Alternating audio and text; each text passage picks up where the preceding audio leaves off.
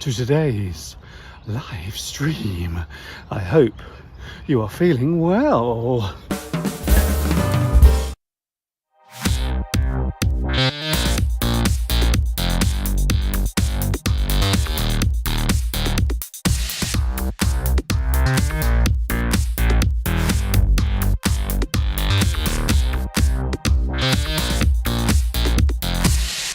All I can say is it's very hot here in the studio.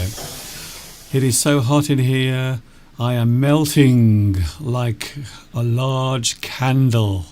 Imagine that. And as you can see, I'm wearing my shorts and my very colourful socks. Do you like them? Aren't they lovely?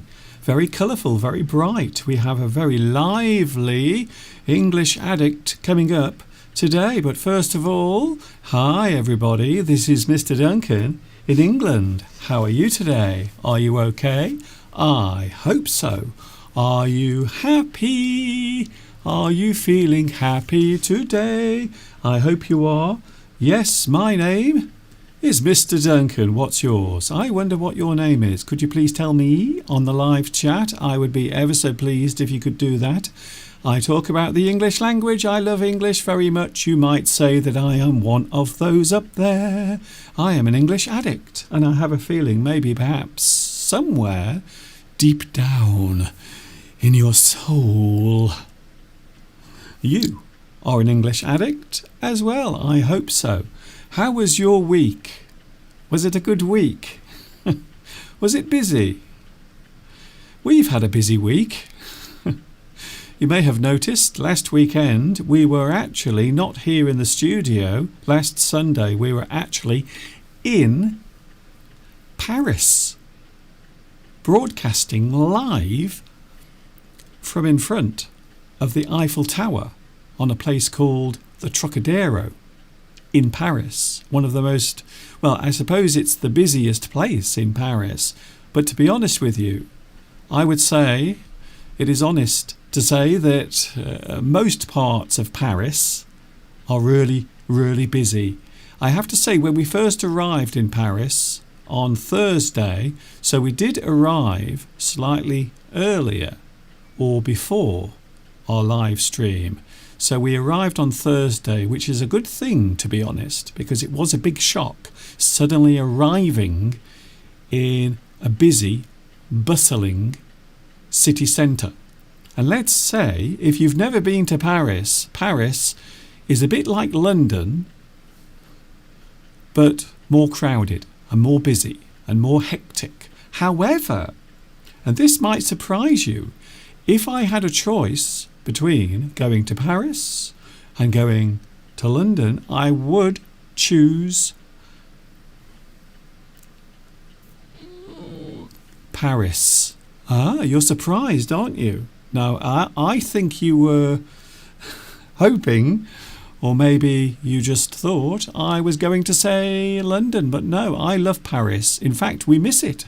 Mr. Steve and myself this morning were actually talking about how much we want to go back to Paris, because it's amazing. It is a wonderful place. We are talking a little bit about that today. I also have a wonderful video compilation of some of the things we saw, some of the things we did. And I'm sure you know already that most of what we did concerned eating food. And you would be right. I've said it before. I know I've said it before, and I'm going to say it again and again. Paris has some of the best food that I've ever tasted. We went to some lovely restaurants, some lovely places, some nice food. I think it's fair to say whenever anyone talks about Paris, one of the first things they mention, besides the crowded people and the busy traffic, is the food. Let's face it, it is one of the main reasons why many people go to Paris. So here we are again. We've made it to the end of another week and also another weekend. A very busy week. In fact, it is Sunday.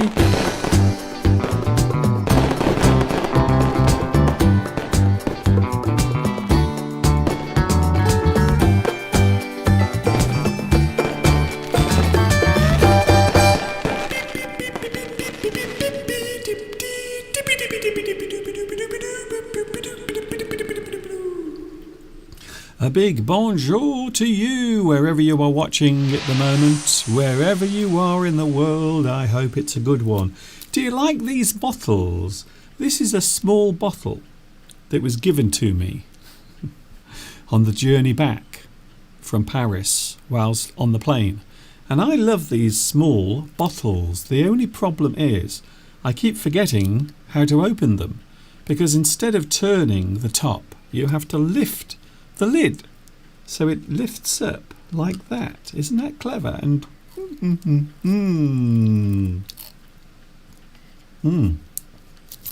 that is some good Paris water right there.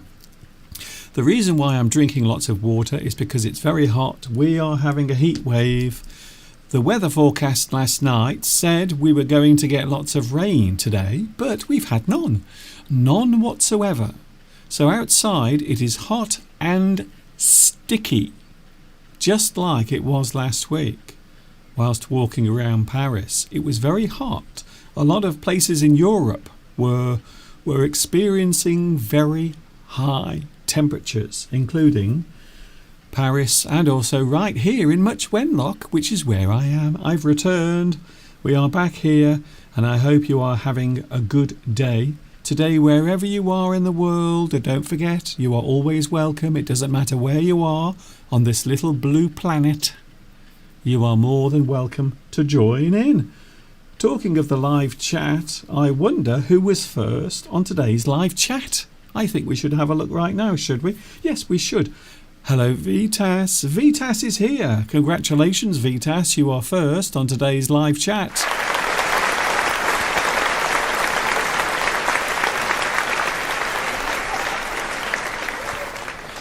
It's too hot. It's too hot for applause. It really is. It's too hot in here. It's about 80 degrees in here at the moment. It is so hot. And I'm pretty sure the first thing that Mr. Steve is going to say is, Mr. Duncan, it's too hot in here. You have to open the windows or turn off your hot lights. I'm sure he will say that. So we have lots of people on the live chat. We have, yes, as I said, we have Vitas. We also have someone I had the pleasure of meeting last weekend. Yes, that is the reason why we went to Paris, and we did a live stream last Sunday with the Eiffel Tower behind us, and we also had some special guests. Those special guests were some of you joining me live on the live chat last week and also the live stream. And Luis, or should I say Luis Mendez, is here today. Whilst we were walking around Paris, I did keep doing that. The only problem is when I do it in real life, in the outside world, it doesn't sound quite the same. I always think it sounds better like this. Luis Mendez. Do you agree? I think so. Olga is here. Hello, Olga. Hello also to another person who I met last week. Hello to Tomek. Hello, Tomek. Nice to meet you last week. It does seem strange saying that, because for many, many months and years I've been talking to you, all of you, on the live chat. In fact, I think this year it's 7 years since I started doing my live streams, and of course 17 years since I started doing this on YouTube with my video lessons. So hello, Tomek. It was great to meet you last Sunday. A very strange experience, I have to say. I think most people who joined me on the live chat and also in real life, was it scary? Was it strange meeting me? Now, there are two things that people said to me when they met me. They said, "Is it really you? And you are so tall." And many people, of course, were able to find out just how short Mr. Steve is compared to me. So Mr. Steve is not a small person, but because I'm very tall, it seems as if Mr. Steve is short, but he isn't, you see. He's about average height. It's me. I'm the problem. I'm the strange, weird person because I'm too tall. However, a lot of people did say, Mr. Duncan, we can't believe how tall you are. It is very strange being with you in real life. Hello also to, I can still see your face lighting up with that lovely smile. Christina, hello Christina. We also met you last week. Myself and Mr. Steve and some of the English addicts. We all got together last Sunday in Paris and we had a great time. It was wonderful. And I have to say, I have a feeling we might be doing that again. I think we can say that it was successful. I suppose there weren't as many people there, but the people who were there made it very special and magical. So thank you very much. Who else is here? We also have Maria Giovanni. Hello to you. Nice to see you as well. We also have we have Vitas, of course, first once again on the live chat as usual. So it just goes to show in life sometimes things never change. So there was Vitas first on the live chat once again today. Zudzika is here. We also have Khalid. Hello Khalid, nice to see you on the live chat. A lot of people joining in. Patrick, it was a pleasure meeting you as well. Patrick came along to the live rendezvous in front of the Eiffel Tower last Sunday, and I have been looking at the place where you live. It is a place in France called Oos. I hope I pronounced it correctly. But it looks wonderful, and now I understand what you meant when you said it is very open. It is there are lots of fields and countryside all around. And now I understand why you said that, because it looks very nice. And I know you have had a very busy week in the garden, doing all sorts of work, just like Mr. Steve. So it was a pleasure to meet you as well, Patrick, last Sunday, in front of the most, I would say, the Eiffel Tower. I can't think of any other structure that is more famous than the Eiffel Tower. I suppose you might think of the pyramids in Egypt. I suppose they're quite famous, easily recognized, very distinctive, something that you can recognize very easily. We also have, I suppose, in London, you have Buckingham Palace. A lot of people recognize that building. And of course, there is the famous clock tower with the famous bell that rings out many times each day. Big Ben is the name of the bell. Any other places? I suppose also there is the Leaning Tower of Pisa as well. So that is a very famous landmark. But I think the Eiffel Tower must be one of the most recognisable of all the monuments, of all the things that exist in the world. I think it's very easy to recognise the Eiffel Tower. Claudia is here, and there is something we haven't done for a very long time, and I am going to do it today. I know I haven't done this for quite a while, but I think because I was away last week in Paris doing something different, I think it would be nice if I can find it. I think it's there it is. I thought it had disappeared. So here we go, Claudia, just for you. Here is the question that I always like to ask. You know what it is. What's cooking, Claudia? What have you got in the pot? What's cooking, Claudia? Is it something spicy and hot? Is it something salty or not? Oh, Claudia, what is in the pot?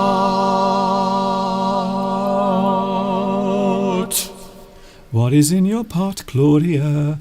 In other words, what are you cooking today? Are you cooking something nice? And I hope next time when we do another rendezvous, meeting up in person with not only myself but also Mr. Steve and lots of other viewers, I hope we get a chance to meet you as well, Claudia. That would be ever so nice. So what is cooking in your pot today, Claudia? Anything nice? Anything delicious? We are going to have a look at quite a few things today. So I think we might be talking about Paris, but also we'll be talking about this thing that we do here. I didn't realise, and I'm being serious for a moment if you don't mind, I didn't realise the impact that this has, or what it has with other people or towards other people, the feeling that this gives them, until last week, until I was able to meet people for real. And I have to say it was an amazing experience. Very strange at first, but one of the things that not only myself but many people have said, they've all said, it seemed as if we all knew each other already, despite the fact that none of us had ever met in real life. And I think that is the thing that I will always carry with me, the impression of meeting up with people I'd never met, although I did feel as if I knew them. A very strange feeling. I suppose you might describe it as a blind date with lots and lots of different people. Yes, we did have a lot of gifts. A lot of lovely gifts were given to us. Thank you very much. I do have a lot of things to show when Mr. Steve arrives in around about 7 minutes. We have Steve. We have a special video to show you. Also, we are playing a new game. Yes, we are going to play Fill in the Blanks, but we are also going to play another game, and this is one that I have invented myself. So don't forget that. The 18th of June 2023 is the day when we first played Read My Lips. It's a new game. We are going to play that a little bit later on. Not only myself but also Mr. Steve will join in with that. So we are playing a new game, but also we have Fill in the Blanks as well. Saturino is here. Hello, Saturino. Nice to see you here as well. Ooh, we have a bit of thunder. There is thunder in the air. I'm not surprised because it's very humid today. Yes, of course, the Statue of Liberty. I suppose you would say that the Statue of Liberty is a very famous landmark. However, an interesting thing, do you mind if I tell you, there is actually a replica of the Statue of Liberty in France. You can actually go along and see it. I didn't get to see it last weekend, but there is apparently a Statue of Liberty. I think it's in Paris, and you can go along and see it. And of course, the Statue of Liberty was a gift to the United States from France. Hello, also, on one of the monuments in Paris where we met, it was written... I'm not going to try and read that. I don't want to embarrass myself by trying to read French. I know what you're going to say, Mr. Duncan, but you are part French. Yes, but the part is very small, you see. It's only a very small part of me that is French, to be honest. Claudia is cooking boiled dough filled with mashed potatoes, bacon and fried onions. That sounds delicious. Vareniki is the name of that particular dish. I have to say, it sounds very nice. We are having chili con carne tonight. Mr. Steve, at this very moment, is in the kitchen chopping up his onions, slicing his potatoes, and also cutting up his carrots. And of course, he's boiling his mince as well. So we have chili con carne tonight, 5 minutes away from Mr. Steve. I can't wait to see Mr. Steve, by the way. I can't wait to see him. I know I saw him this morning, unfortunately. But I can't wait to see him here on the live stream, because I think he was quite moved, quite touched emotionally by everything that happened last weekend, as was I as well. Vitas says, "Oh, don't worry, Mr. Duncan, I'm going to translate what that monument has written on the side of it. It depends on whoever passes by wherever the treasure has fallen, or whether I speak or remain silent. This is up to you, friend. Do not enter without desire." I like the sound of that. Maybe that is something you could use in life. Maybe a person's approach towards life should always be positive and enthusiastic. So that's what I take away from that particular message. And maybe a place where you go to, maybe a place where you explore, such as maybe a city that you've never been to before, such as Paris. Ooh. By the way, there is one person I haven't mentioned. In fact, there's two people I haven't mentioned yet. Can I also say hello to Francesca? I'm not sure if you are watching today, but it was a great pleasure meeting you last week. Francesca has a very interesting job. I won't tell you what it is, but we did talk about it.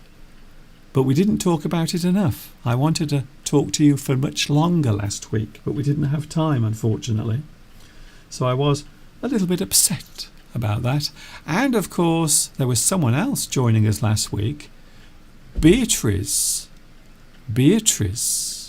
Hello, Beatrice. I don't know if you're watching, because I happen to know for a fact that you are travelling, or you've just arrived in a different part of the world. In fact, you are here in England. Can you believe it? So Beatrice, who met us last week in Paris, is now here in England. So for the past 3 days, I think she's been in a place called Bath, and then she's going to another place called Bristol. And guess what? We, that is myself and Mr. Steve, we are hoping to go and see Beatrice in Bristol. So there might be another reunion taking place very soon. We will have to wait and see what happens. Christina says, "I would like to have dinner with you and Mr. Steve." Well, you never know. You never know in this world. If there's one thing I've learned in my 58 years on this planet, it's anything is possible. Anything is possible. Anything. The world is your oyster, as they say. I like that expression. But yes, of course we can have dinner together. It's not a problem. Why not? So I'm hoping that we can arrange another rendezvous, maybe in a different part of the world. Now, we were talking about this last week whilst in Paris, and a lot of people seem to think that England would be a good place for the next rendezvous. Because, of course, this is English Addict, and I am, of course, in the birthplace of the English language. So why not? So it might. Nothing decided. There are no plans at the moment. We haven't made any arrangements. I'm still recovering from last week, to be honest. But yes, we might do the next rendezvous here in England. We will have to see and find out what happens. We also have Lydia. Hello to Lydia. It's nice to see you here, Lydia. Who else is here? I don't want to forget anyone. Sorry. Hello, Sorry. I think Sorry lives in London. Is that true? Do you live in London? Oh, interesting. I was looking around my studio earlier and I noticed something quite disturbing. to be honest. I was disturbed. I was shocked. I didn't realise how dirty some of the things in my studio are. For example, have you ever taken a close look at your mouse? So this is an item we use quite often, but we often forget that this thing can get rather dirty. And I noticed this morning that this particular device is really dirty.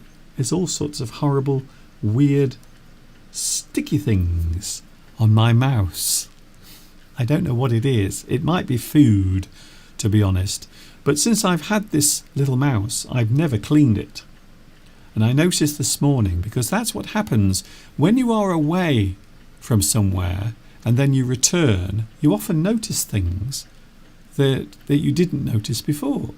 So I did notice today that my little mouse that I use to operate this is looking a little bit dirty, to be honest. So I might clean this later.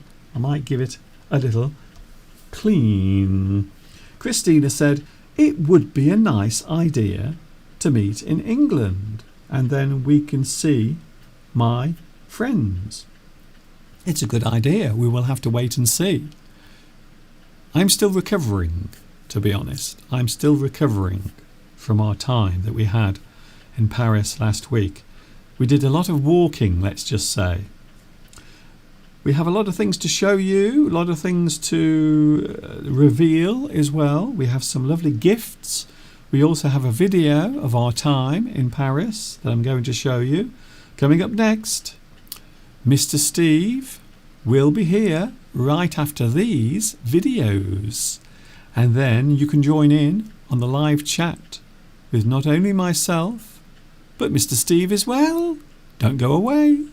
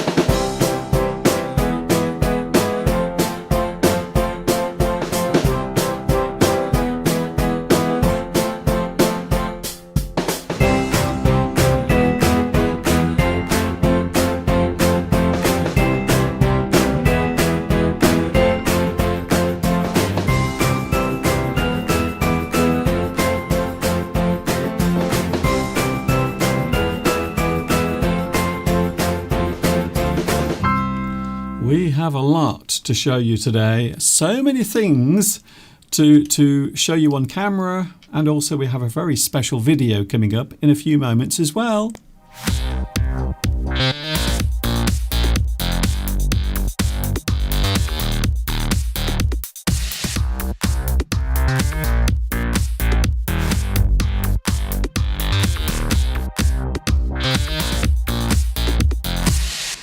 We are here, and so is he.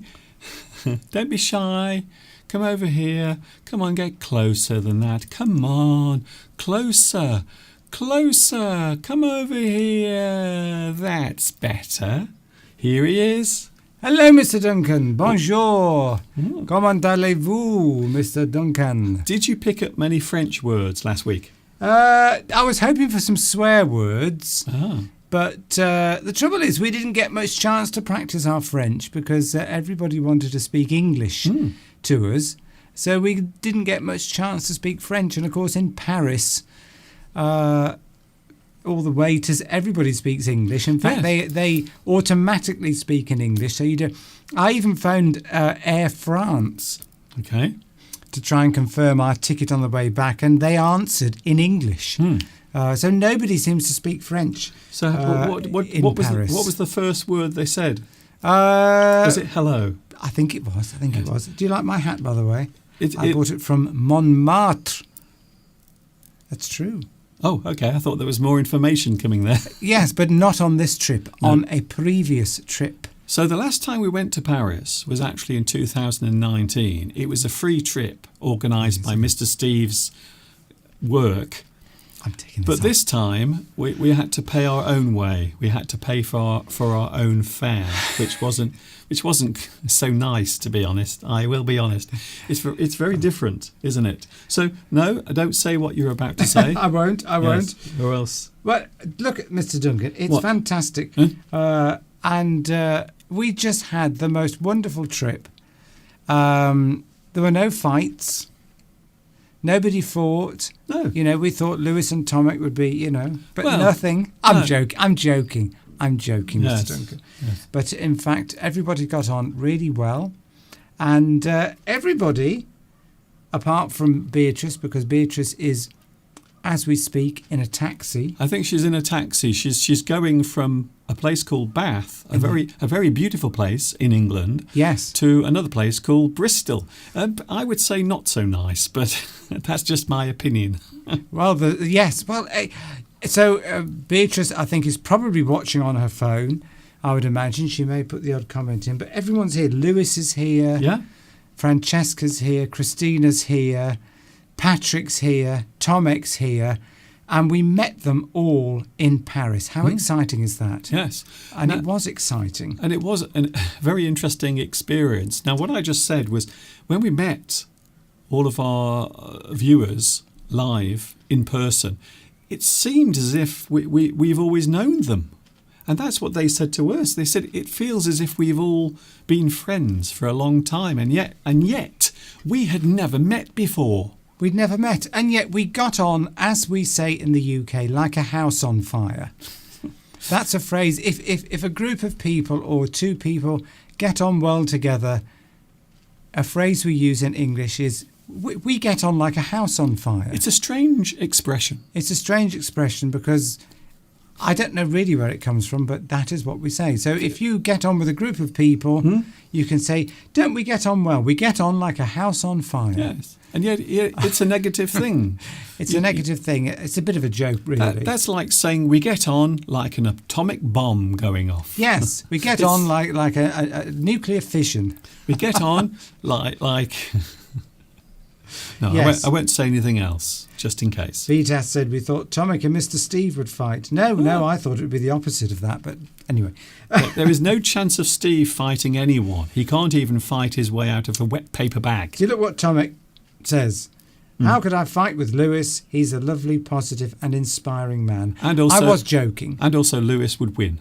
And because Lewis was fitter than all of us. I have to say, there is one thing I'm going to remember about this trip is the fact that we kept losing Lewis.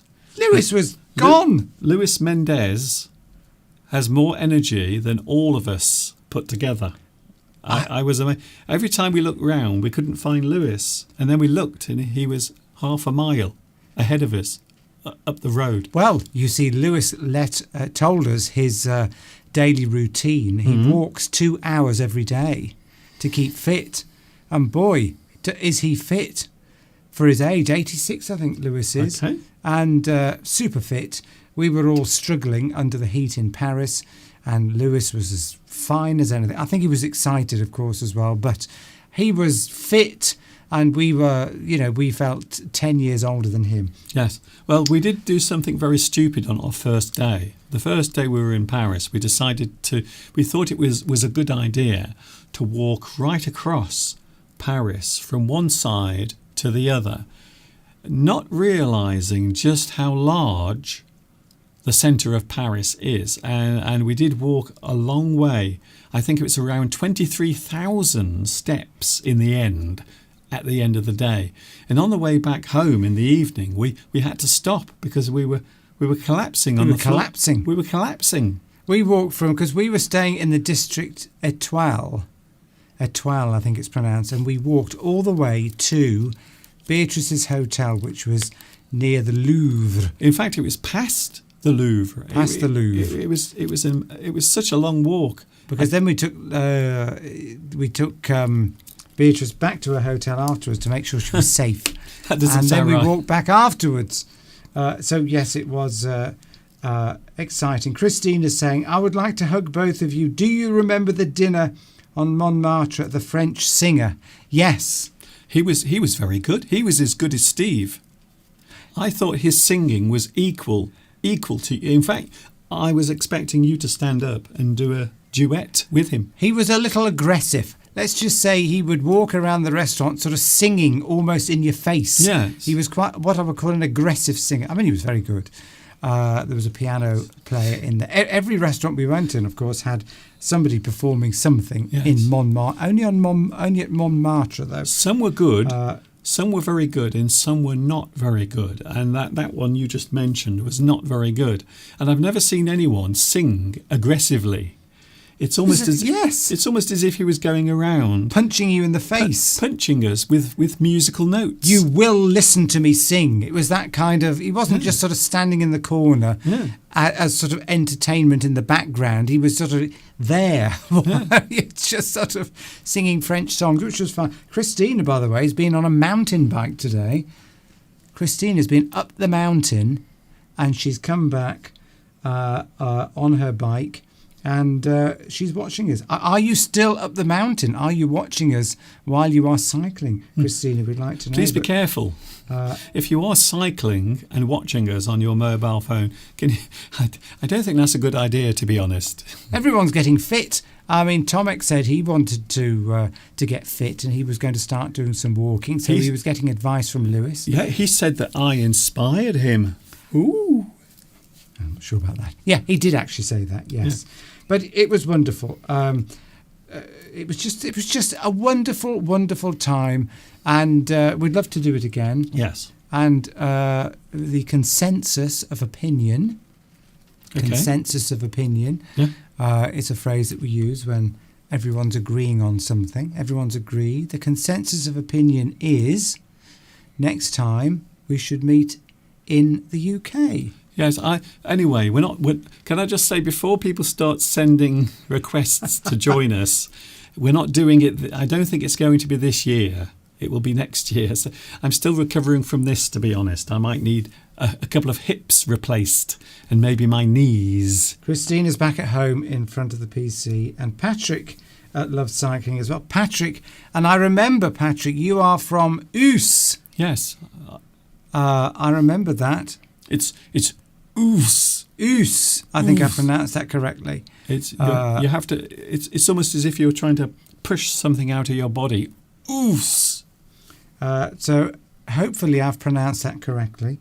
But yes, what a lovely time. There are so many highlights. We haven't got time to mention them all. Well, it's funny you should mention that because we have some highlights coming up now. So you said you wanted to relive it. Well, we can do it right now because here is a special compilation of not only the rendezvous, but also other things that we saw and we did whilst in Paris.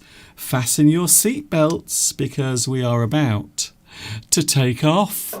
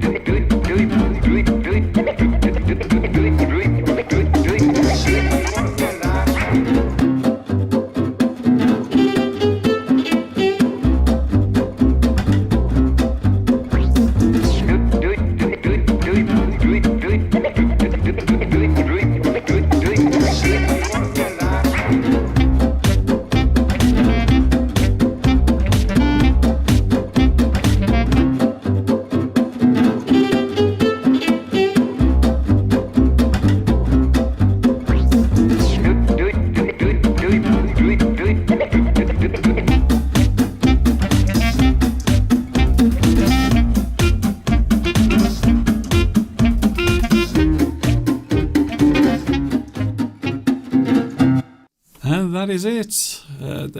It was an amazing time. That's all I can say. It was absolutely incredible.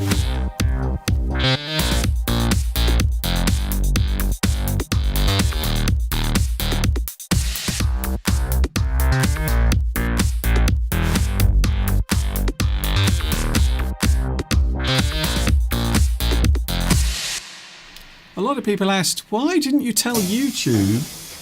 Why didn't you tell YouTube that you were doing this? And we didn't. But I don't think these days all of that really is very interesting to YouTube, because that happened years and years ago. There used to be meetups and rendezvous all the time with big stars of YouTube. But we enjoyed it anyway, and we are going to do it again. Maybe not this year, but I think no, don't start saying stuff, Steve, because when you do that, it's taken as yes. No, we're not doing it this year because we have a busy year. We're going away again. Nowhere special. We're going to Lake Vyrnwy in Wales. Ah, Mr. Duncan. Just before my birthday. But before then, we are going to see Beatrice, aren't Yes, we? I mentioned this earlier.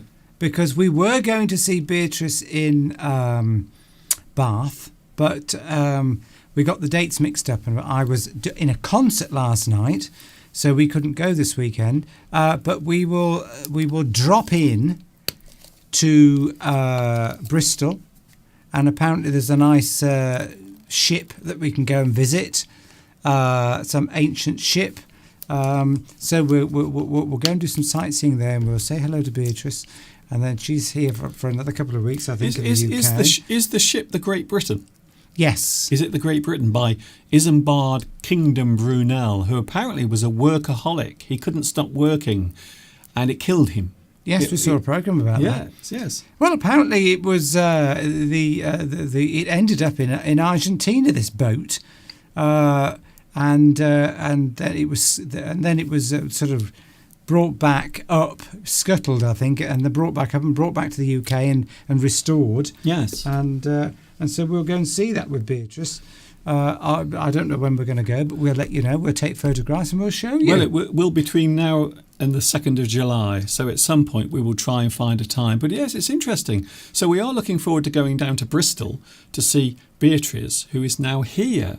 And that's the bizarre thing. Yes. So last week Beatrice was in Paris with us. And now we are back here in England, and Beatrice is in England as well. So hopefully we will get a chance. It's a busy one. As I said, we are going away also in August, just before my birthday. We might be having a nice time. I don't know. What do you think, Steve? Oh, it's to be boring, I think. Nothing special? Nothing special going on there, no. Just your birthday. Just your birthday. Nothing else. Nothing else. Yeah. But, I don't know what... I could talk about this trip to Paris all day, all the highlights, all the many things we did, but I think it was the people, meeting up with your lovely, loyal viewers that have watched you for many... But do you remember as well, Mr. Duncan, when we were going to meet Beatrice for the first time, yes. something very bizarre happened outside the Louvre. This is very weird. Now we like to think, don't we, that maybe people watch us, maybe people view our videos and our live streams, and maybe they enjoy them. So we were on our way, weren't we, to see Beatrice, and we were walking near the Louvre when I heard a voice call out. Many people all around, by the way, lots of, just thousands of people all walking around. So lots of people, and then suddenly, Mr. Duncan! And I thought, it must be someone who was meeting us on Sunday. Yes. But it wasn't. It was just some random people who were on holiday, and they saw us. They actually met us. A couple. Yes. Man and a woman. Okay, I will be giving those details in a moment.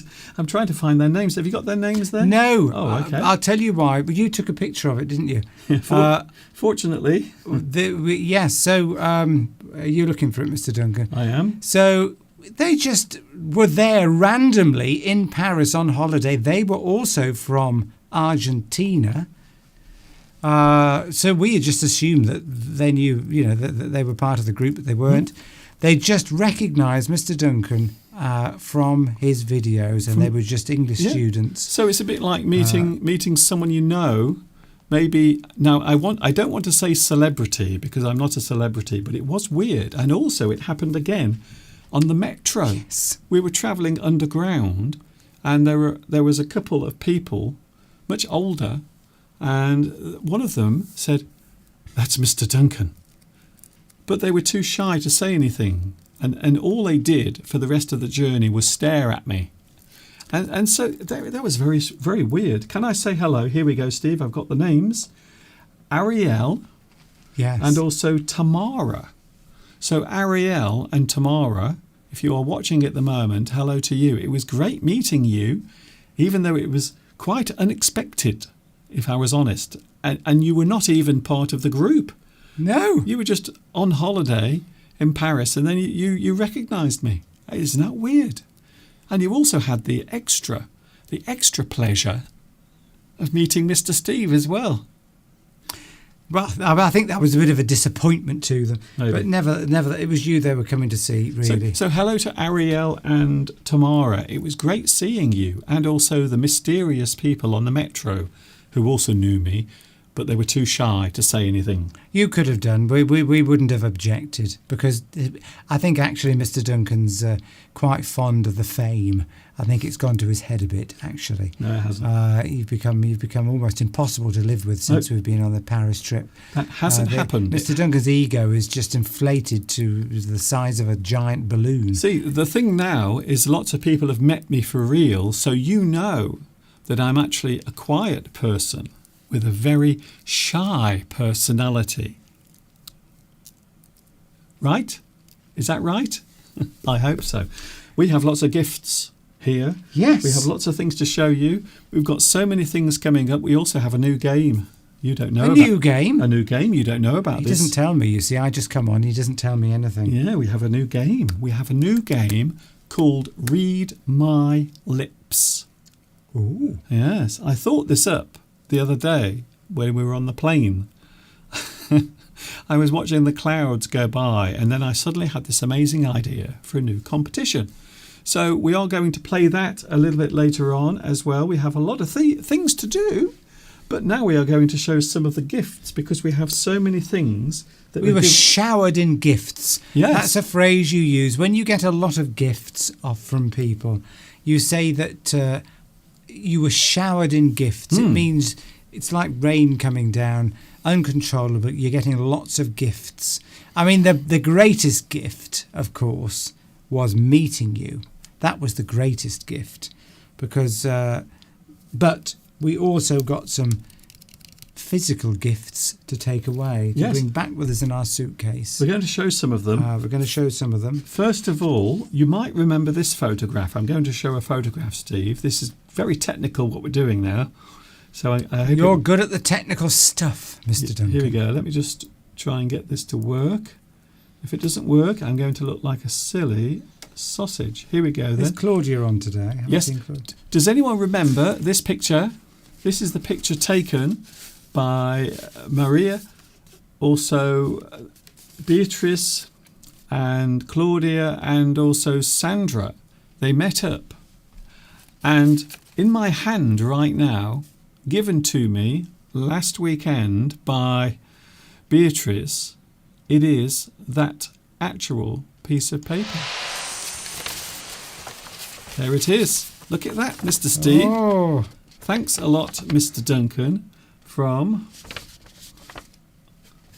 Marcia, Beatrice, Claudia, and also Sandra as well.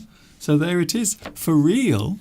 So that is travelled all the way from Argentina to Paris. Lovely. Isn't that amazing? And you're going to frame that and put it on your studio wall. There is more. By the way, I've been told I need to speak more clearly. Okay. I was given a strong hint by the group in Paris that they can always understand Mr. Duncan, but not always understand me. So I'm going to talk more clearly so that you can all understand my every word. That just sounds weird, by the way. So feedback, please. Yes. And here's another one. Hello, Mr. Duncan and Mr. Steve from Buenos Aires. And this message is from, thanks, Mr. Duncan, from Rosa and also, once again, Beatrice. So Beatrice has been very busy making signs and also messages. Well, of course, we know Beatrice is an artiste. Oh, yes. Of the highest order. We will be seeing that in a few moments. And yes. Talking of art, we had a lovely gift from Christine. Look at this. Christina, look at that. So that looks, it's so strong. So this is actually painted with oil paints, and the smell is very strong. So there it is, a Paris. Is that a sniff? Oh yeah, that is pure oil. So there it is. Look, isn't that beautiful? So you have a red umbrella, you have some blossom, and of course the most famous landmark in the world. I think it is. Besides my hat.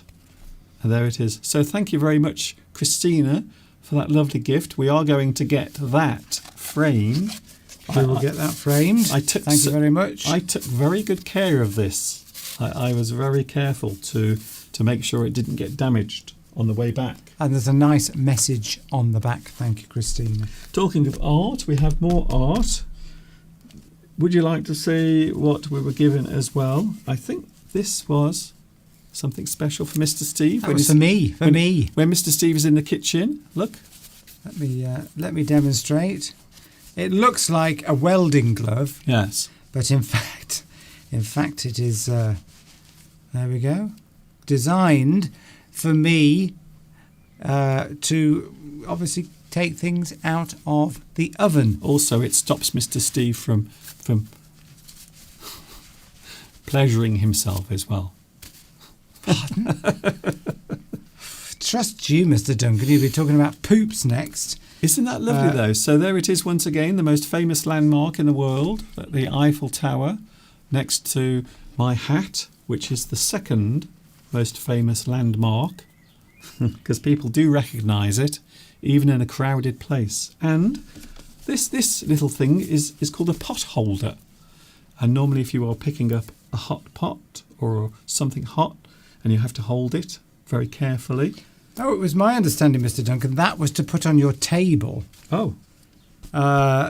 So that when you take something out of the oven with said glove, you then put that hot pot on top of that to protect the table. Oh, okay. That is my understanding. That's what Tomek told me it was for. Okay. And Tomek, of course, is a fabulous cook. Yes, as we found We've out. discovered that. We've seen pictures of it. Yes. And Tomek is probably cooking right now because he told us that he's usually cooking whilst or while watching us at the same time. Do you say while or whilst? It depends. Does it matter? While in American English, whilst is often used in British English, but these days, of course, everything is mixed up. So you might hear British English and American English being used all over the place. So while or whilst, it doesn't matter. It doesn't really matter these days. But yes. And what else have you got there? Talking of Tomek. Yes, you Shall I mentioned. show you what Tomek brought us? Yes, this is good. Well, yes. Okay. Tomek brought us some beautiful waffles, but no ordinary waffles. They were very thin and they were filled with the most delicious sweet syrup. And they were absolutely gorgeous. And I did eat them all. They're gone. Lewis Tomek brought some big ones for us to take back, which Mr. Duncan has eaten all of them. They're gone. But also a packet of smaller ones that were to share for the group. And I specifically remember Lewis really liked these little mini waffles. We were eating them in one of the cafes, which I don't think they were too pleased about. But we ordered enough, I think, in there. But anyway, talking of Tomek. The other gift that Tomek gave us. Yes, well, gave me. Is this? Gave me is this. So this is, can you read that? Yes. So it's something for the garden because Tomek obviously knows that I like gardening. So these are carrots, but they're no ordinary carrots. They're Parisian carrots. They're round. And I won't tip it. What you do is you start it off. Oh, steady. I'm being steady, Mr. Duncan. So you put the soil, which came in a separate bag. You put that in this, which is waterproofed. And you put the seeds in. Yes. And then when I say seeds, I'm assuming they're carrot seeds. We were a bit worried. Yes. Because we thought maybe this wasn't real. We thought maybe inside perhaps there was something illegal. Some other type of seed from some other plant. Yes. So I should be bitterly disappointed if they are carrots. So we are going to find out over the next few days if this is actually something legal, just innocent carrots, or maybe something illegal, which means we might get a knock at the door. I was a bit worried actually going through customs because I put this in my suitcase, and I was slightly worried that there'd be dogs sniffing around my suitcase. Well, they do. This is it. You don't see what happens to your suitcase. I know. It goes through all sorts of crazy stuff. Your suitcase. When you put it through, when you check it in at the airport. So yes, there would have been at least one dog sniffing around your suitcase. So I have a feeling that this really is what it says on the box. We got it through, and I'll be baking some cake with whatever emerges from this box. Although it would have been interesting. It would have been very interesting if they thought that was something else. And maybe they would take us into a back room and make us take all our clothes off. And maybe they would put something on their hand. A very thoughtful gift. Thank you very much, Tomek. Fortunately, if you're listening. Fortunately, that didn't happen. Tomek is here. I know Tomek's here, but I don't know whether he's actually paying attention. Well, he's not the only one. He probably doesn't want to say too much about the seeds. We have more gifts. We had a lovely. Do you remember first? How we were all sitting around drinking beer in a park, weren't we? After we did the main meet at the Trocadero. We were on I think it was the Playa de Concorde. Place de la Concorde. That's as you go along from the Eiffel Tower. Place de la Concorde. So there we go. we walked down. We found a nice shady spot on some grass, under some trees. Trocadero up there, Eiffel Tower over there, and we were drinking beer. It was lovely. Well, Tomek bought me a beer, and you. Nobody else wanted one, but we did. But yes. The other thing to mention, we are talking, by the way, later about the good things, the bad things, and the ugly things about Paris as well. Now, before anyone criticises me, I know that all cities and all towns have good things and bad things, but I think if you go somewhere, I think you are in a situation or a position where you can make comments about the place. So we are going to quickly look later on at some of the good stuff, some of the bad stuff, and some of the ugly. And also, of course, Lewis, Beatrice, Tomek, Christina, Francesca and Patrick told us a lot about their personal lives, and we will be revealing all that as well later on. I'm joking. Great. Intimate details of their lives we will share with everyone. No, I'm joking. I'm joking. Yeah, you just said. I know. Shall we just assume that everything you say is a joke? No, but anyway, yes. We also had something from Lewis. Look at that lovely wallet. And I will be putting all of my millions and millions and millions of pounds that YouTube give me every week. I'm joking. It'll take you years to fill that up with your YouTube earnings, Mr. Duncan. I'm joking. I think this is it. Well, I think this could be my YouTube earnings in here right now, which is nothing. A nice memento. Maybe a couple of moths. And I got one as well. Yeah. So I will be putting some money in this as soon as I get some. I've forgotten what it looks like now. I believe King Charles is now on the front of some of our money. So there it is. Isn't that lovely? And so many gifts. And we still have lots of other things. Still have other ones to talk about. Look at that. A pair of French-style socks. And just in case you were in any doubt that they were actually French. Voila. There is another Eiffel Tower. The most famous landmark in the world besides my hat. Yes. Mr. Duncan loves socks. Lovely gifts. Lovely. Thank you very much. But yes, so I didn't get any socks. You didn't? I'm joking. Are you? You're joking? Yes. You're joking. I'm joking. This could be your new catchphrase, by the way. Hello, everyone. I'm joking. Hello, Raoul. Raoul, I think is how you pronounce your name. We have more gifts to show.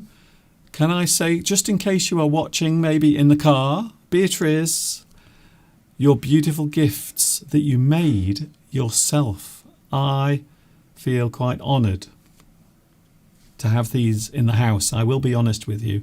So there is a picture of me and Steve. Just ignore that. But look at that, a small stone, and on it, Beatrice has painted a small picture, some beautiful scenery of the flowers and the grass, and it looks like the hills and the blue sky. All on. And that's acrylic. That's painted in acrylic. And look at this. That looks like something maybe Monet would do with those big, thick, heavy brush strokes. So thank you very much, Beatrice. We are going to have that framed. There is a place not far from where we live, and they do that. So can I say thank you also, Beatrice, for your lovely gifts as well. We will treasure all of them forever and ever. The stone was for me, Mr. Duncan. I know. The stone was for me. There we go. I brought it on. And as you can see on the back, it's actually a stone.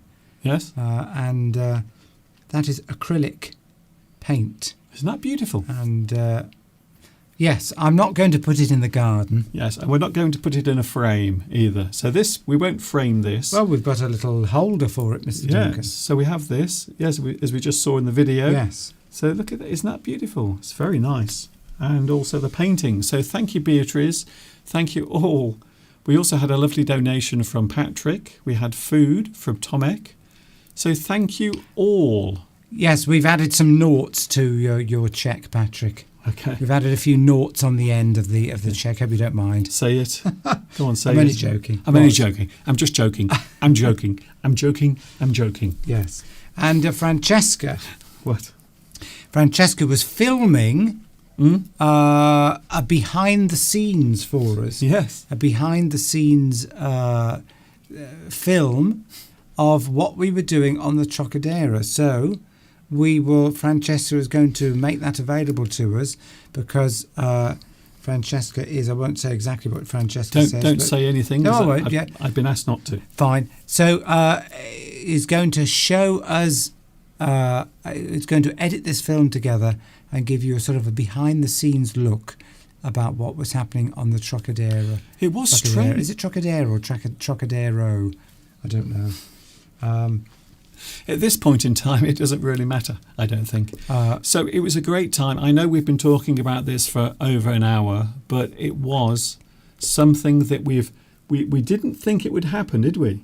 We didn't think it would happen. It seemed like a very big thing to do, but we did it, and it happened, and we had so much fun. In fact, I tell you what, Steve, I can't resist. I can't resist doing it. You know what I'm going to do, don't you? You're going to play the video of the cows in the garden. I'm going to play the video of the video that I played not very long ago. Some wonderful memories, and I have to say we are never going to forget everything that happened last week.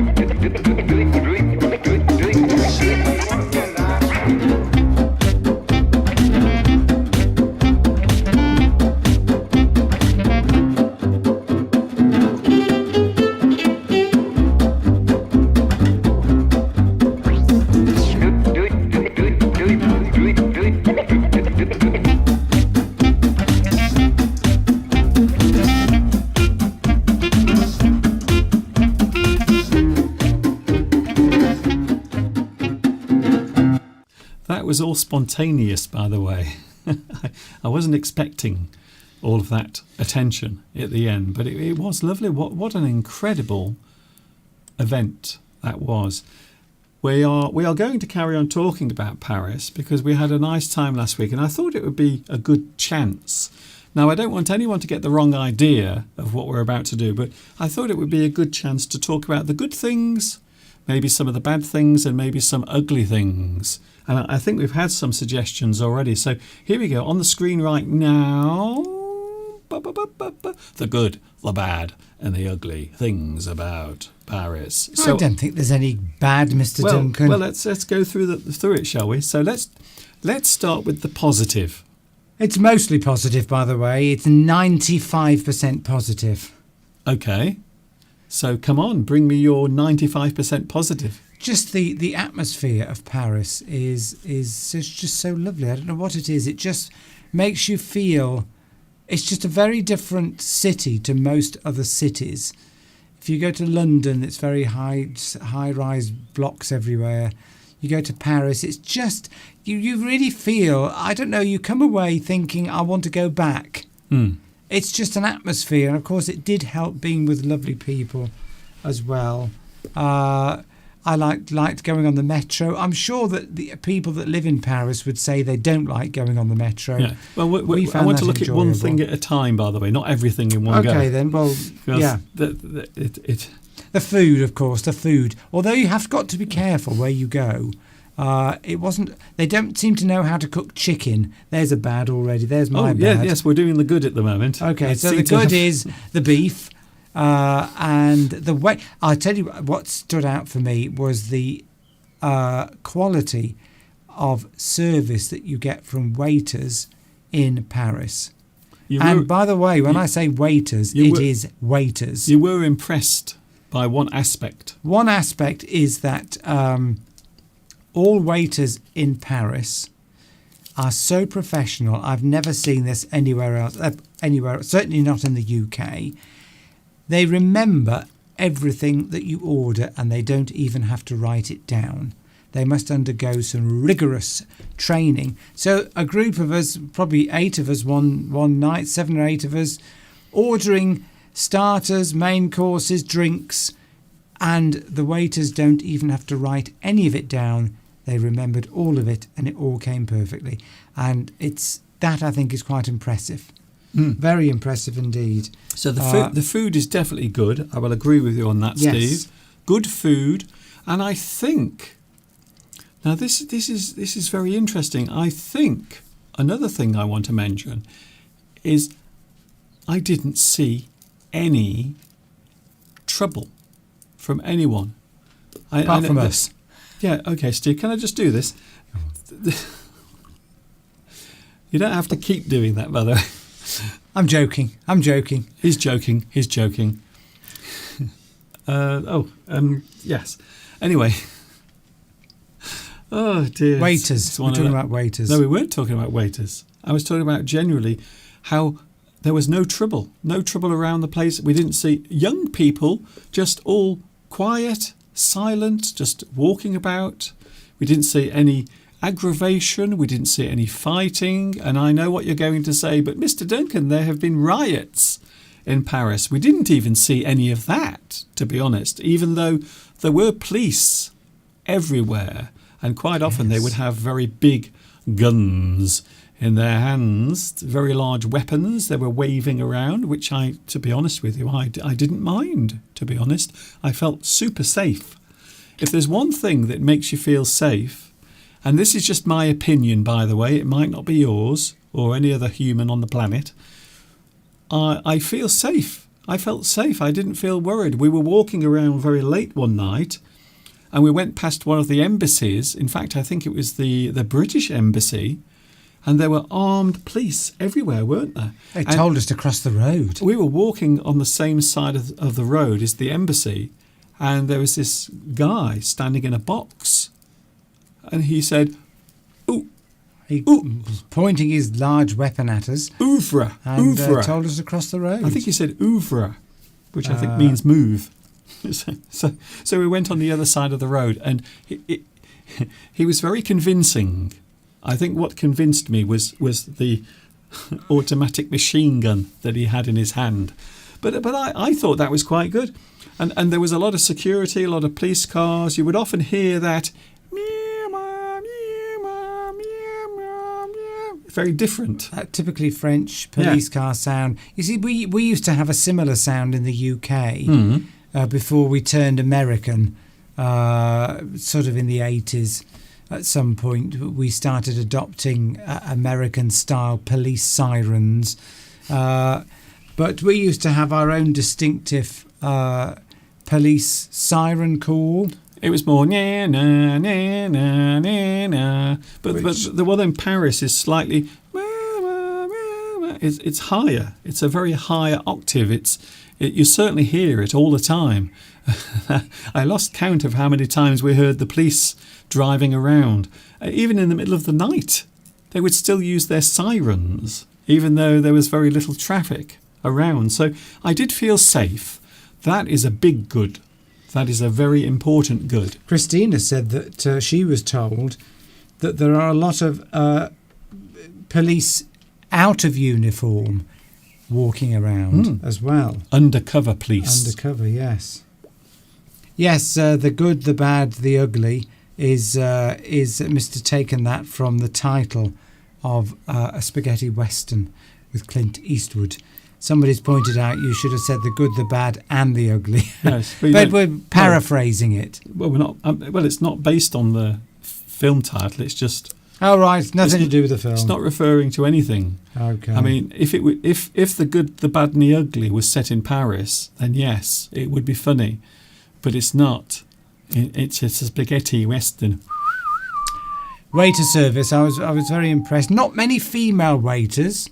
Got to say, there was one, I think. We had one night, but mostly, and some of them are very handsome, I've got to say. There are a lot of gay waiters. Well, well, I don't think, anyway. What? There are a lot of handsome French waiters. There's nothing wrong with that. There was this one place we went to, and I think all of the staff were gay, I think so. There's nothing wrong with that. Even Beatrice noticed. Beatrice says, she went, oh. That was the Italian restaurant, Italiano restaurant, where Beatrice ordered a pizza that was larger than she was. It was so funny. That was brilliant. This pizza was huge, and even Beatrice said, "You will have to help me to finish this." It was wider than Beatrice, and that's how big it was. And then you had a calzone, and that was huge. And I had a lasagna, which was amazing. In fact, I think I showed it in that video. You saw my large lasagna. Actually, Christina and Francesca can advise us. So calzone, is it pronounced calzone or calzone? Do you say calzone or calzone? Or can it be both? Well, I suppose you say lasagna. Yes. So I think it's calzone.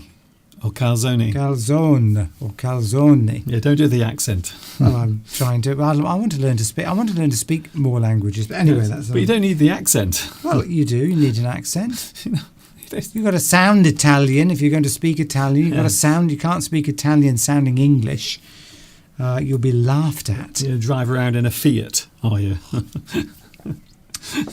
for the authenticity. No, a Ferrari. Anyway, that has. So we have good things, lots of good things. I would have to say also the place we stayed. I think hospitality. So we often use the general term hospitality when we are talking about the hotel industry. And the place we stayed at was okay, wasn't it? It was good. We stayed there last time with your company, so we stayed there again. However, there were some things we did not like, some bad things about the hotel. The service was amazing. The staff were courteous. The place was clean. The room was lovely. We had the most amazing view of the Eiffel Tower. But there was something that let it down. It let you down, yes. I mean, it let you down as well. We were both let down by the hotel.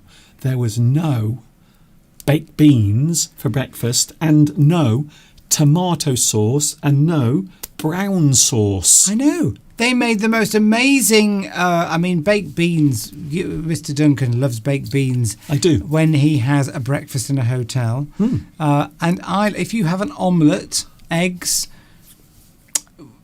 I like to have sauce on my omelette, some ketchup or some particularly brown sauce, because it's a bit bland and on its own, yes. I think. And they didn't have any, which I thought was... Anyway, I fed it back. It's traditional. It's traditional. And they were the most lovely-looking omelettes, but without sauce on them, they were a little bland. So you wrote a review of the hotel, and you said it would have been nice if they had brown sauce and tomato sauce with the breakfast. And they actually wrote to you. The French person that wrote back to me said, "Yes, I like HP sauce." Yes! ! And she said, "I will feed this back to the restaurant." Yeah. So the good thing to do might be stay at the hotel again, and we will see if there is brown sauce and tomato sauce, and maybe even baked beans. I was a little bit disappointed. However, back to the good things, I noticed in France, and certainly with French food, they do like potatoes. So many potatoes. Mashed potatoes with every meal. Absolutely lovely. So that is a good thing. But there are certain things you can't get, you see, certain things you can't find. What I wanted, yes, pronunciation of the word calzone. I can see this calzone, but do you pronounce the E? Is it calzone or just calzone? I think you do pronounce the E, because from what I understand about Italian, you have to pronounce every syllable. So I think it's calzone. Is that correct? Do you pronounce the E? That's all I want to know. I want to eat one now. I actually want to eat a calzone. It was the largest one I've ever seen. It's a big one. The Z is more pronounced. Calzone. Calzone. Is that correct? Please tell us. I'm trying to learn something as well. We can't keep teaching you. You've got to teach us something as well. Yes, we are all here to learn in our own special way. So we have the good things, the food. We have the bad things, which was the lack of baked beans, tomato sauce and brown sauce. And now the ugly. Thank you, Alessandra. And now the ugly. Now, don't get me wrong. Paris is the most amazing place. However, something very strange is happening at the moment in Paris. And one of the taxi drivers even commented on this. They've started lots of different building projects around Paris, but most of them have been going on for maybe 4 or 5 years. And I know what you're going to say, Mr. Duncan, there was a pandemic. Yes, there was. But apparently this happens in France. The way they construct and the way they do things, it's all done very slowly. Because, of course, their workforce is quite unionised. So they have unions. So everything takes a long time to be done. But I noticed around Paris, everything seems to be being reconstructed or even built from the ground. So something that has been started, that they're putting in large tram lines at the moment. So maybe in 4 or 5 years' time we'll be able to drive or ride around Paris in little trams. But I think it's going to take a while. So that would be the ugly thing about it. Talking of taxis, there was an interesting. We had a number of interesting taxi drives, including one which you said was like being on the set of French Connection. It's strange, yes. Film. Yes. Well, is there another one? Is there another kind? Well, I'm just explaining that it was a film. Yes, it with Gene Hackman. And don't know. A train. We were in this taxi, and the taxi driver was completely.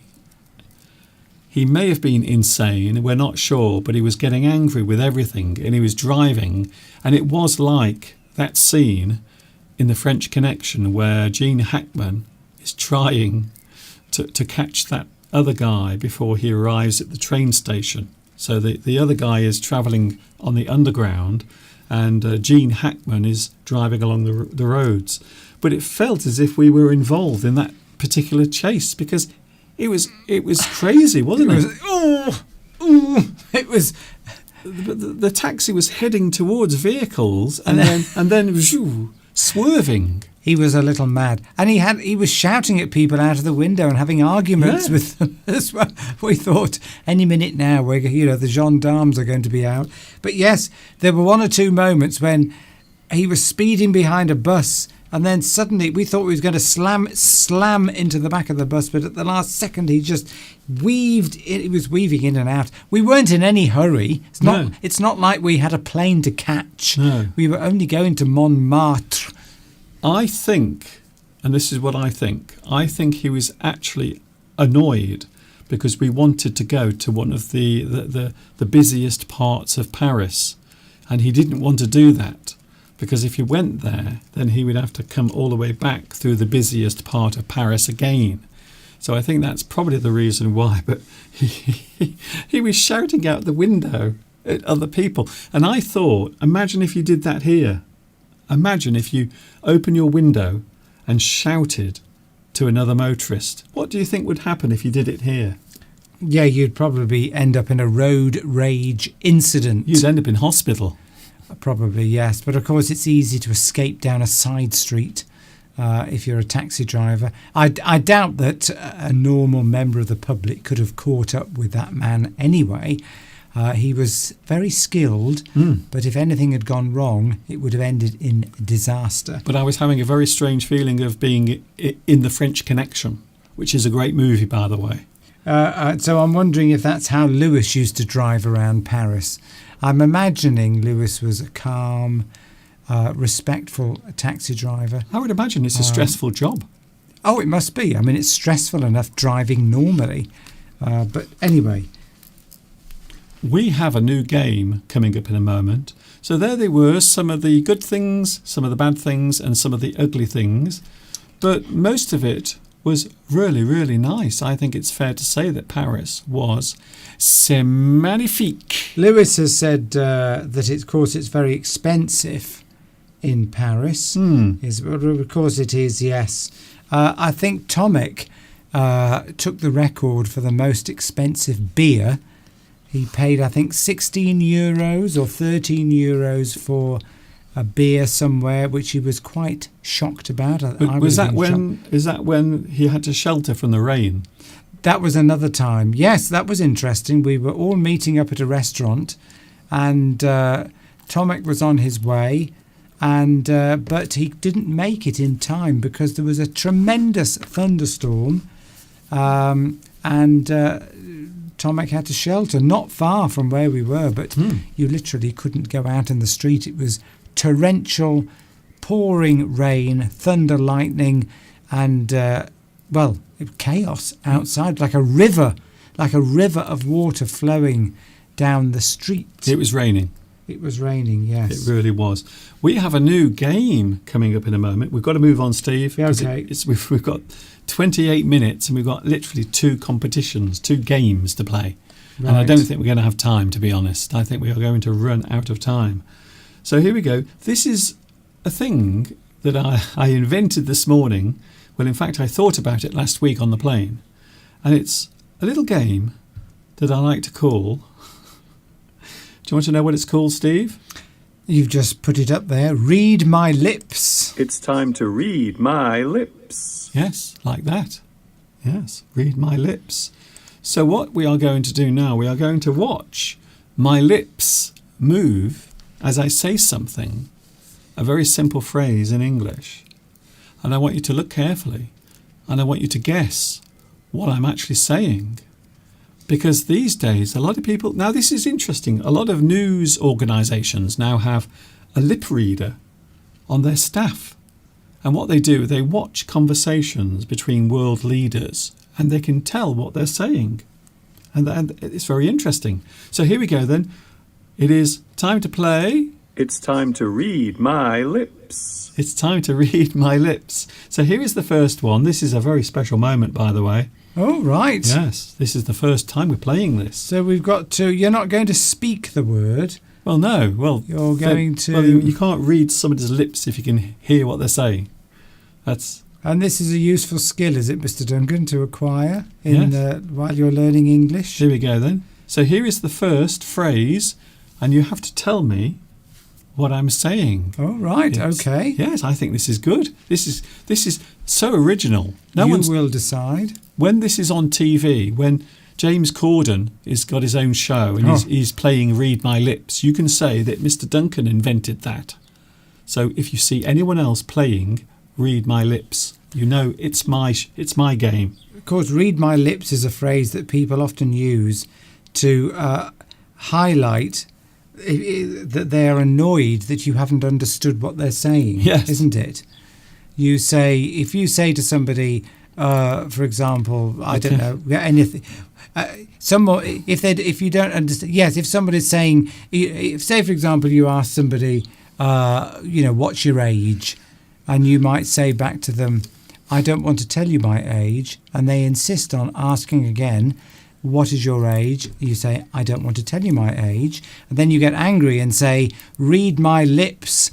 I don't want to tell you. Yes. So you're accentuating the fact that you don't, what you're saying, the other person hasn't understood. It is a form of reiteration. You Yes. are reiterating that particular thing. You are enforcing that thing by saying, read my lips. I think George Bush said it once, didn't he? But anyway, sorry, I interrupted Anyway, you, yes. let's play the game because we now only have 19 minutes left. Here it is. Here's the first one. Look very closely. I will play it more than once, so don't worry. Here is the first ever Read My Lips. Are you ready?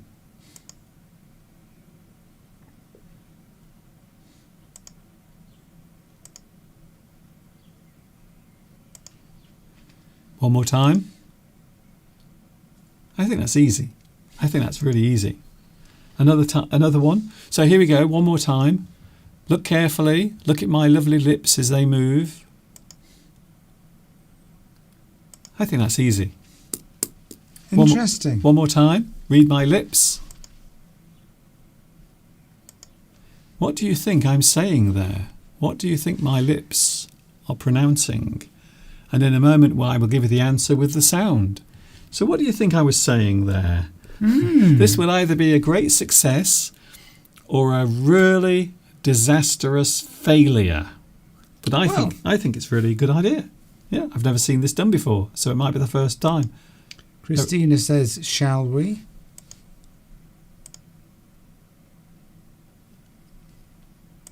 If I said it was a question that you might say to someone.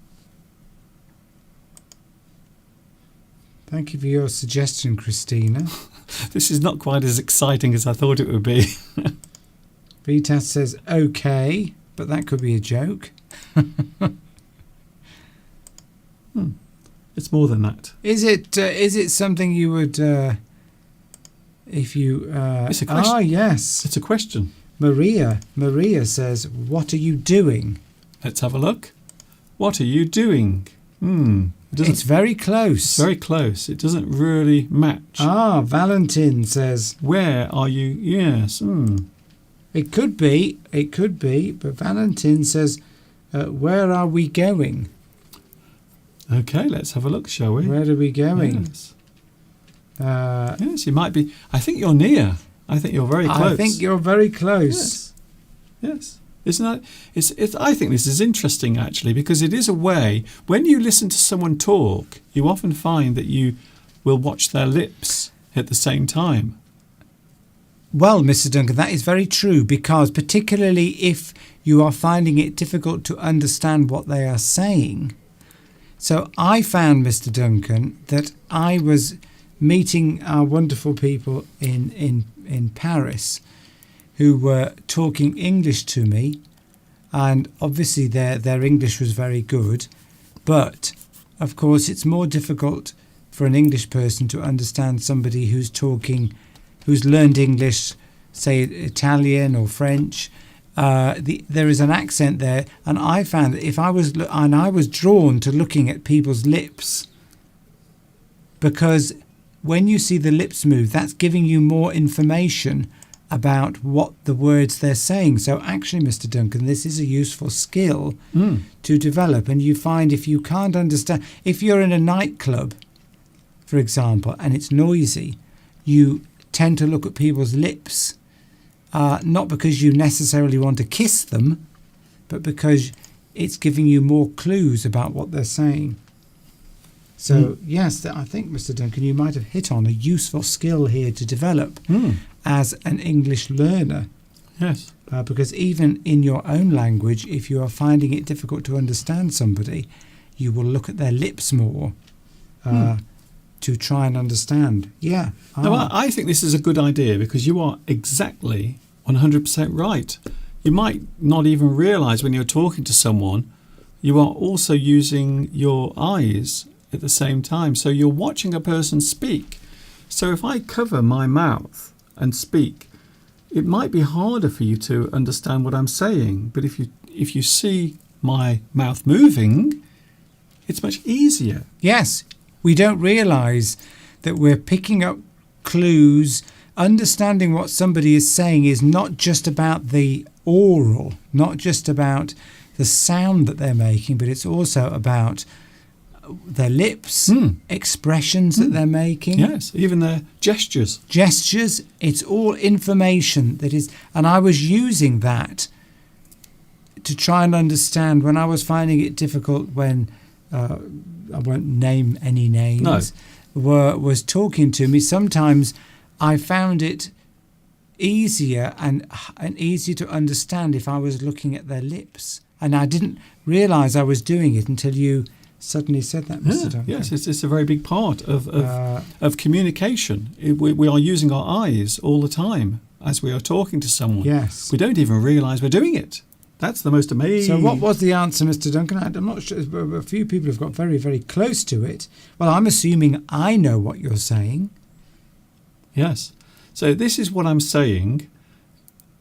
This is the silent one. And this is with the sound. Where are you going? Where are you going? Well, Where are you Christina was going? very close. Okay. Where are you going? So that's it. Where are you going? What are you doing, of course, is very close to that, Maria. Yes, because the movement of the mouth and the pronunciation as you're speaking is very similar. Where are you going? What are you doing? I think that's one of the reasons why sometimes lip readers, when they are reading a person's lips, they're looking at the movement. Quite often they get it wrong because the lip movement for certain words or phrases might be quite similar. So Valentin was very close with where are we going, as was Christina, who I nearly blocked then accidentally. Okay. Tomek says, can you do it more slowly? It's difficult. Where are we going? Yes. How are you doing? Yes, that's close again. Yes. Yeah. So the reason why I'm doing this is it is a way of allowing you to realise how important it is when you're speaking to someone to watch what they're saying. So don't just listen, but also your visual sense is also being used as well. Vitas says newborn babies try to imitate lip and tongue movements seen in adults. It's true. All animals do it. In the wild, they are learning. They watch, or they learn as they experience, and it is the same thing. Here's another one. Maybe go on. This is a good one for Mr. Steve, and maybe for me as well. So here is another one. Oh, interesting.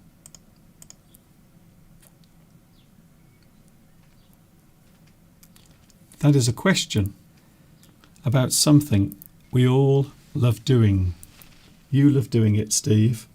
I love doing it, especially first thing in the morning, but quite often at night, and maybe in the afternoon I will do it. So I'm asking a question about something that I want to have, or maybe something I want to experience. Lewis says they use this system with footballers when they are on the field. Yes. Yes, and they have certain gestures as well, don't they? As well. Valentine's come straight in with, what are you going to eat?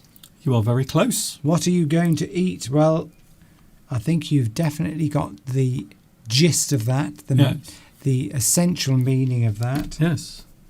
So I think this is a good game, actually, because over the weeks, I think we'll play this next week, and I might change it slightly, because this is the first time I've ever done it. And of course, whenever you try something new, you always make changes. But I think it's a good way of learning not only the sounds of words, but also the movement. Well, maybe we could do them live. Well, yeah, that's not easy to do. I thought about that this morning. Then I realised it would be a nightmare to do it live.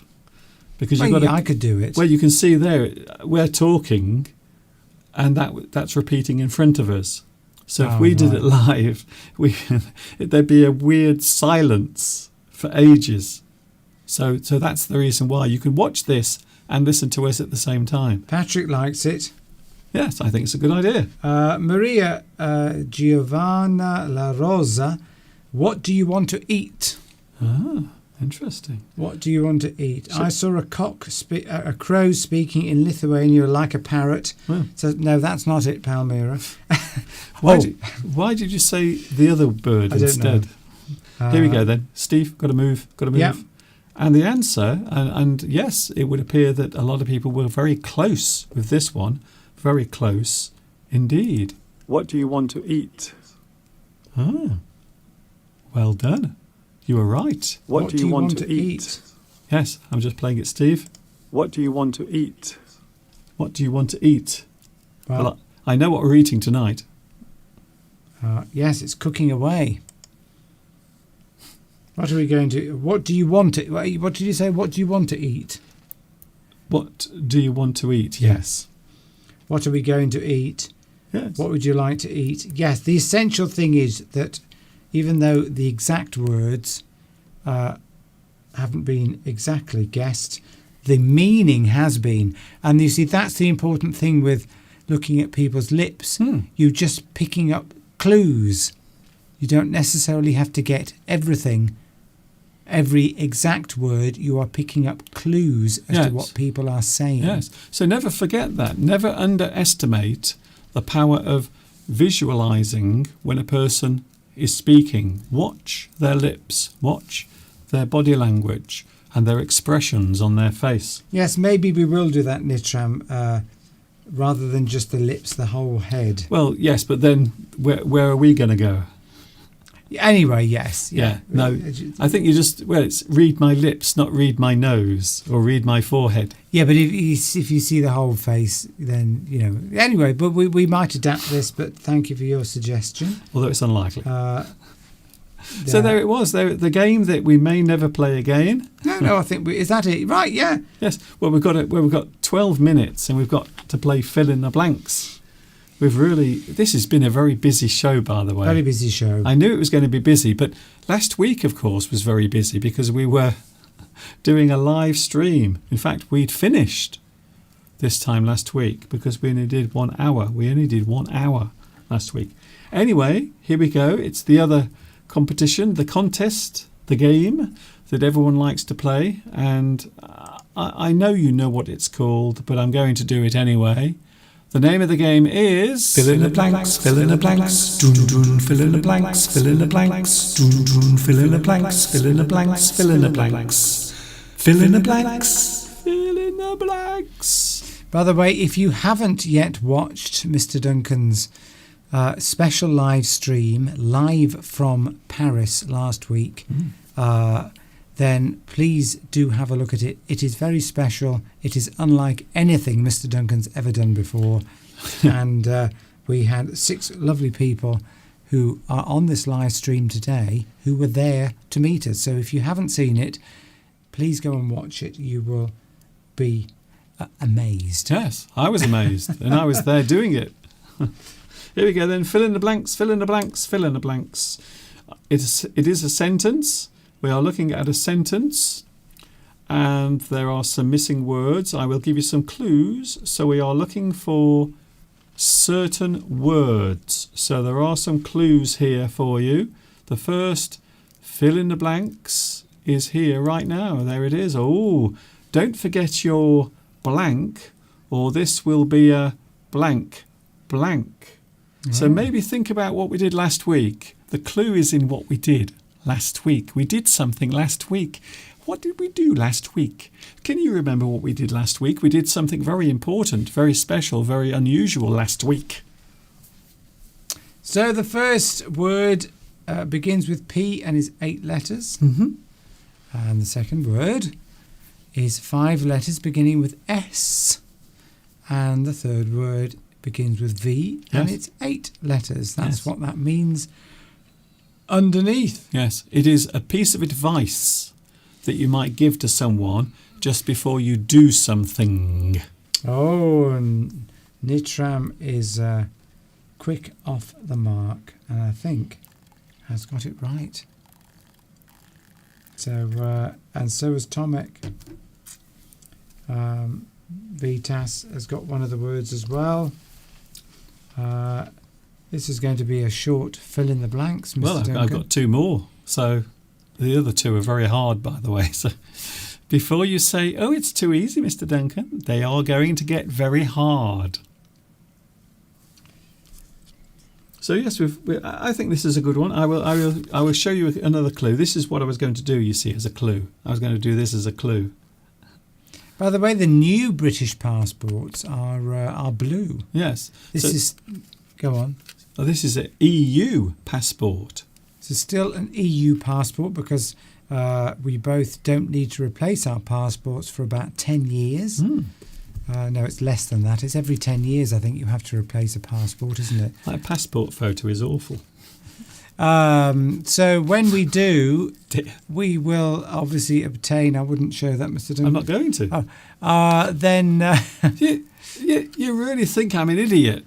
Yes. Oh, yes. Hello, everyone. Welcome to... I'm just going to show everyone my passport details. Well, you look like you were about to show it. No, just this. By the way, I've got to say, I was very impressed with Air France. Very impressed. Well, I've flown with Air France before. They are very good.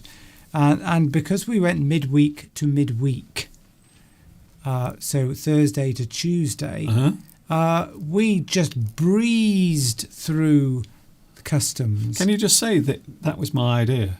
My idea was to travel but on days where no one normally travels, and the best days are Tuesday and Thursday. So we arrived on Thursday and we left on Tuesday. So we avoided public holidays, school holidays, and we travelled in a weekday and came back on a weekday.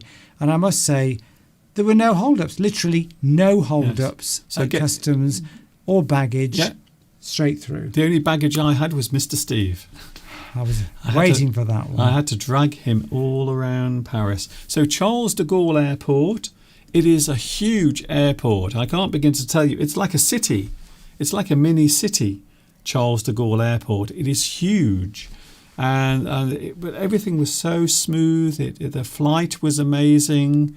And the other thing I wanted to mention, of course, is Air France. By the way, Air France, if you're watching, you owe us 2 free flights for this. This little plug. Yeah, Air France. Air France, they will take you up into the sky. Mind you, I didn't like the cucumber sandwich we had on the plane. I mean, I wasn't expecting much on a 50-minute flight. Look, don't ruin it, Steve. But we could have had a free flight then.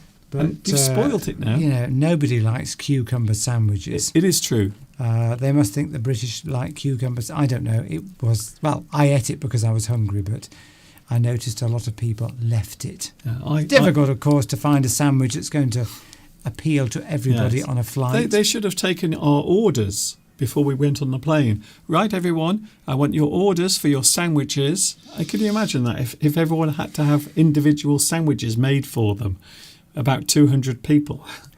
I mean, it was cheese, some kind of cheese paste with a cucumber. I mean, tomato would have been better, or just the cheese. Wow, we found a low point. There's nothing, cucumber does not keep well in a sandwich. Anyway, Steve, we have 6 minutes. It's my least favourite sandwich. So here's the answer to the thing. Oh, my thing's broken. Okay. Anyway, you were right. It was passport. No, well, let me put it on the screen. Give me a chance, Steve. I thought your thing had broken. Don't forget your passport, or this will be a short vacation. That means if we get to the airport and you don't have your passport, we won't be able to go anywhere, and then we have to go back home. I'm sure people have done that. They've got to the airport before they go on holiday, and they've forgotten their passport. Well, the taxi driver told us of a story like that. And he took people all the way to the airport, 2-hour drive, and they hadn't got their passports. Yes. So he tells everybody now, when they get in the taxi, have you got your passports? which I think is a good service from a taxi driver. The first question, of course, is, are you an idiot for forgetting your passport? Here we go, then one more, and then we're going. Da, da, da. But we're doing two more. Right. Depends how quickly people get Well, this. because you've been talking about sandwiches and cucumbers, we don't have time. I think something is much something, these, something. Now, this refers to a thing I said a few moments ago. So were you listening to me, dear viewer? Were you listening to my words? So not only following my lips, but also listening to me as well. I did say this just a few moments ago. I think something is much something, these, something. P, 5. S, 5. D, 4. I am making a comment about something. It is a good comment, by the way. It is a positive comment that I'm making there, just like I did a few moments ago. Vitas says, is the first word pizza?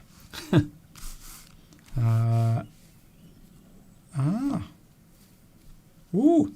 Nitram is on fire today. Yes. If you say you're on fire, it means that you're very quick. You're very quick. Your brain, your responses are very quick, and you seem to be ahead of other people in your skills and mental ability. So if you say, "I'm on fire today," what's the opposite? I don't know. You Is there an opposite? Slow. I'm slow today. Yes. If somebody is talking a lot, coming up with very good suggestions in a meeting at work, and they seem to be the one that's coming up with most of the ideas, you can say, whoa, you're on fire today. So a person who is functioning very well. They're doing something very well, you can say, you are on fire. A bit like the thing we said at the start of this segment. We go together like a house on fire. So another one referring to fire, you see? So you can get along very well, like a house on fire, or a person can be on fire if they are performing very well. I like it. Activity, it seems to be what that's referring to. So we've got Nitram, who has suggested, and so has Tomek, Paris, Safer, and Days. Well, let's find out, shall we? Let's have a look. Are you right or are you wrong? Oh. Fancy pants. Oh, well. Very nice. Or should I say, les fancy pantalons in French. I think Paris is much safer these days. And that's what I said earlier. I thought Paris was the most amazing place for more than one reason, not just the food, but also we felt quite safe and relaxed walking around, even on the metro. Apart from when we did it late at night. Yes, there were some people who I think maybe were taking illegal substances and they were on the train. I think this is the thing, though. People often go on holiday and they're in that sort of holiday euphoric state, and you tend to see only the good everywhere. I'm sure if we ever got mugged in Paris, we'd never go back. Well, no. Well, you can get mugged outside your own house. I know, but anyway, yes, right. Does that mean you don't go out of your house ever again? Yes, Palmyra, you're right. I think the hotel was probably laughing at my suggestion that we have sauce with omelette. It was funny. I did ask for some. I said, have you got any tomato sauce? And they looked at me as though I was scum. Yes. You British scum, you want your sauce. You Brexit pigs. We don't have sauce on our... It was like the worst culinary mistake that you could make. Sauce on an omelette. It was a faux pas, which is a French word. Faux pas. Isn't that amazing? Yes. So a mistake, a full step, I think it's... But I think it's omelettes. I don't like the taste of omelettes without sauce. Okay. But Anyway, done. I think we've got to that point. It's almost time to say goodbye. The 2 hours felt like 4. Tomek said, well, Tomek, of course, had a dreadful journey back. We left Tomek, we left the group one night after a meal. Yeah. After we'd all had a lovely meal together, and Tomek, we the three of us, Tomek, me, and Duncan, went back partly on the metro, and then Tomek had to go in a different direction because his hotel was. It took him notes. 2 hours to get back to his hotel after he left us because the metro wasn't going in the right direction, and he saw somebody hitting a pipe with crack, which that sounds like it could be many things. while waiting for a night bus. So that's obviously drugs, crack cocaine. I Okay, think is Steve, what- you don't need to explain it. Have you got some in your pocket to show? Did you join in with him, Are Tomek? you going is to what give I a wanted- demonstration? Maybe that's why you were late back. All right, Steve. I'm we've only got it. joking. Anyway, he's I'm only joking. joking. I'm only joking. He's only joking. He's only joking. I'm only joking He's only about the carrots. Nobody can see that, by the way. Oh, okay. So that was fill in the blanks and also read my lips, which might never be played again. We will see what happens. Nitram said, "Did you go clubbing in Paris?" Well, do you know I have been clubbing in Paris. Okay. There is I don't know if it's still there. On the Champs-Élysées, you go downstairs. Many years ago, I went with some friends to Paris, and there was this club on the Champs-Élysées. Can't remember what it's called. It's quite famous though, and we had a great time. The music was fantastic. Oh, okay. Then. So we didn't. Maybe next time we'll all go clubbing. Yes. No would have been a good answer to that one, by the way. Just no. No, we didn't go clubbing. We're quite old now, by But the I way. have been clubbing. Anyway, yes. you have been clubbing. Yes, we've got that, Steve. I got very drunk. Okay. Oh, Those were the days. yes, they were. They were the days, my friend. I thought they'd never end. What I thought was very interesting about this club, Mr. Duncan, is that there were unisex toilets. So there were women and men in the same toilet. Aren't they all nowadays?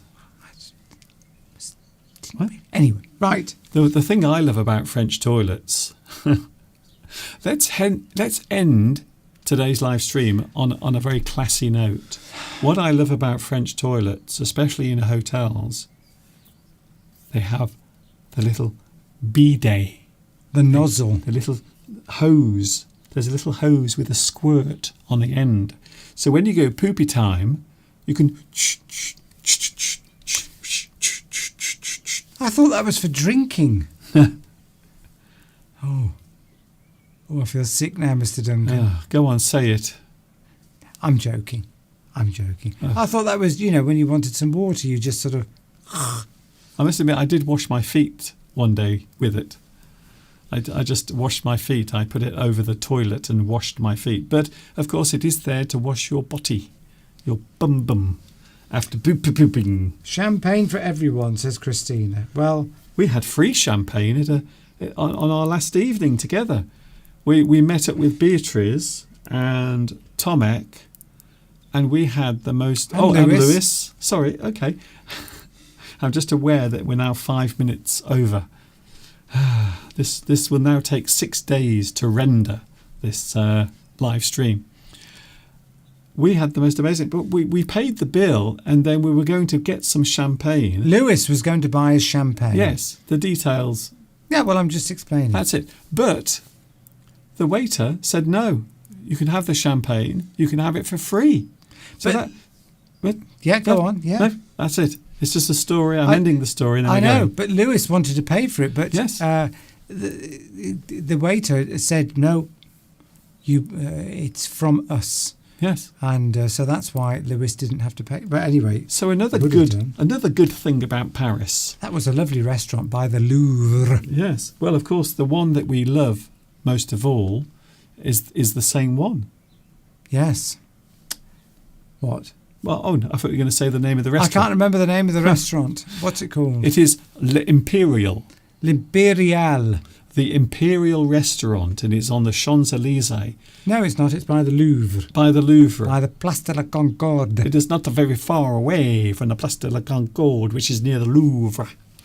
It's called the Imperial. Imperial. And it has the most amazing food. So the next time you go in there, if you are in Paris and you go to the Imperial restaurant, which is near the Louvre, say Mr. Duncan and Mr. Steve recommended this place. And then the next time we go, we might get a free meal. And we got free champagne. So far, we've got a free flight from Air France. We've got free food from the French restaurant.